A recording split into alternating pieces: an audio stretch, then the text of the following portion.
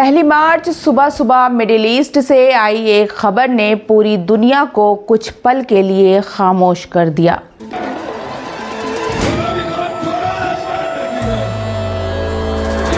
और वो खबर सबको पता थी, लेकिन कोई यकीन करने को तैयार नहीं था।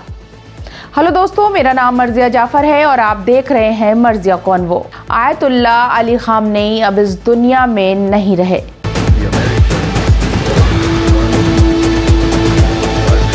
और उनकी मौत एक बड़े अमेरिकी इजरायली ऑपरेशन में हुई है। रिपोर्ट्स के मुताबिक अमेरिका और इजराइल ने मिलकर ईरान के कई शहरों पर हमला किया और इस हमले का सबसे बड़ा टारगेट था ईरान का टॉप लीडरशिप।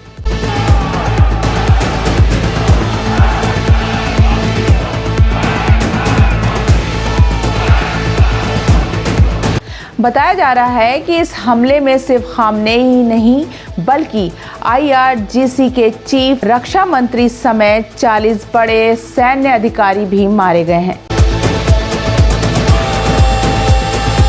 लेकिन सवाल ये उठ रहा है कि इस ऑपरेशन का प्लान कहां किया गया।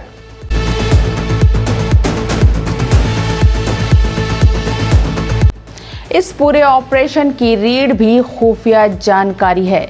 CIA महीनों से खामनेई की मूवमेंट, मीटिंग्स और लोकेशन को ट्रैक कर रही थी।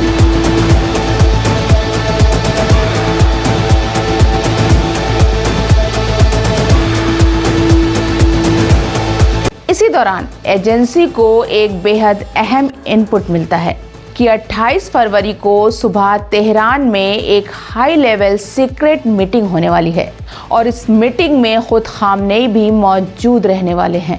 फिर करना क्या था कि ये जानकारी तुरंत मोसाद के साथ शेयर की गई और यहीं से शुरू होता है ऑपरेशन का असली खेल। पहले प्लान था कि रात के अंधेरे में हमला करेंगे, लेकिन जैसे ही मीटिंग की खबर मिली टाइमिंग बदल दी गई, क्योंकि पहली बार ऐसा मौका मिला था जब ईरान की पूरी टॉप लीडरशिप एक जगह इकट्ठे मौजूद होकर मीटिंग कर रही थी।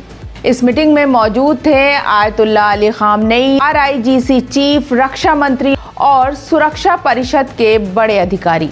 यानी एक ही स्ट्राइक में पूरे सिस्टम को हिलाने की योजना बनाई गई थी।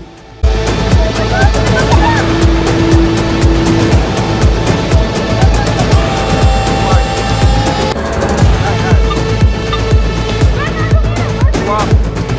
28 फरवरी की सुबह इजरायली फाइटर जेट ने उड़ान भरी और लंबी दूरी की मिसाइल से हमला किया।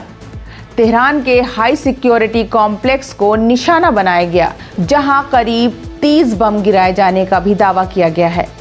रिपोर्ट के मुताबिक ये मामला इतना सटीक था कि ईरान को संभलने का मौका तक नहीं मिला, जिसके बाद इस मौत का दावा सबसे पहले US के राष्ट्रपति डोनाल्ड ट्रंप ने अपने ट्विटर हैंडल से ये दावा किया कि खामनेई की मौत हो गई है। Short time ago, the United States military began major combat operations in Iran.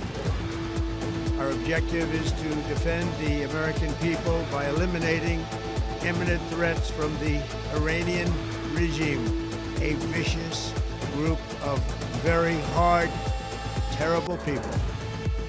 Its menacing activities directly endanger the United States, our troops, our bases overseas, and our allies throughout the world. For 47 years, the Iranian regime has chanted death to America and waged an unending campaign of bloodshed and mass murder, targeting the United States, our troops, and the innocent people in many, many countries.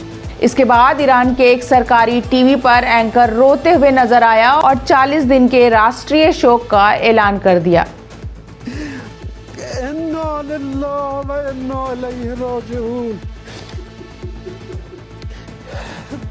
بعد از عمری مجاهدت حسینی و دائمی و خستگی ناپذیر روح بلند و ملکوتی کوه نستوه ولایت پدر مهربان امت رهبر و امام مسلمی حضرت آیت الله العظما سید علی حسینی خامنه‌ای در راه سربلندی حرم جمهوری اسلامی ایران شهد شهید گوارای شهادت را نوشیدند و به ملکوت اعلی پیوستند. خدای بزرگ، خدای بزرگ.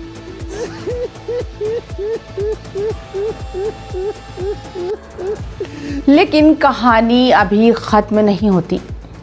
The Washington post की report कहती है कि Saudi अरब के crown Prince Mohammad बिन सलमान ने इस हमले के लिए अमेरिका पर दबाव डाला था।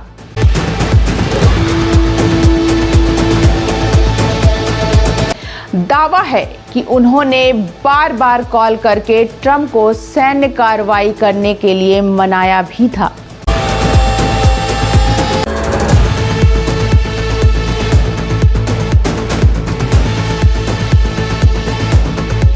और यहां तक आश्वासन भी दिया था कि अगर हमला होता है तो सऊदी तेल सप्लाई और क्षेत्रीय सुरक्षा संभालेगा। इस ऑपरेशन के लिए सलमान बिन मोहम्मद ने अपने ही भाई को कुछ समय पहले वॉशिंगटन डीसी भेजा था।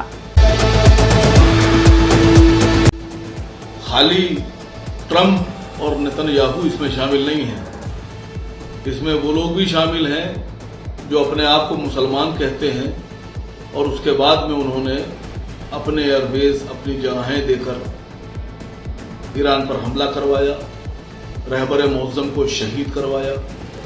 रिपोर्ट में इस बात का भी जिक्र है कि ट्रंप और सऊदी के बीच कनेक्शन मजबूत करने के लिए ट्रंप के दामाद जेरेड कुशनर की बड़ी भूमिका रही है।